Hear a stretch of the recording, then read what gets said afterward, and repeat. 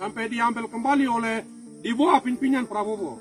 Pimpinan KKB Egyanus Kogoya baru-baru ini mengirim tantangan terbuka untuk Indonesia. Tantangan itu sebagai syarat jika pemerintah Indonesia ingin membebaskan Philips Mark Martins, pilot maskapai penerbangan Susi Air ini sudah jadi sandera OPM sekitar 1 tahun lamanya. Egyanus dalam videonya mengukir-ukir peristiwa penyanderaan yang pernah terjadi di Mapenduma. Menurut Egyanus dalam videonya itu, penyelamatan para sandera kala itu datang hanya dengan menggunakan parang. Nama Prabowo Subianto lantas ia sebut-sebut. Ternyata pasukan yang membebaskan sandera kala itu di bawah kepemimpinan Prabowo. Mengutip Wikipedia.com, peristiwa ini terjadi pada 8 Januari 1996 dan berlangsung selama 130 hari. Mereka yang disandera OPM kala itu adalah beberapa peneliti dari tim ekspedisi Loren 95. Para sandera ditahan di Mapenduma, Kecamatan Tiom Jaya Wijaya.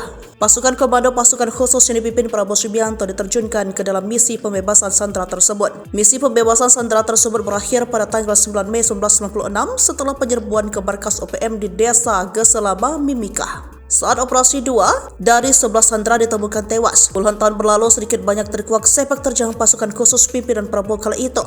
Egyanus menyebut pasukan tersebut datang hanya dengan bermodalkan parang tetapi berhasil membebaskan belasan sandera. Pada debat Capres 2024 ini, Prabowo memang disuguhi pertanyaan terkait keamanan Papua.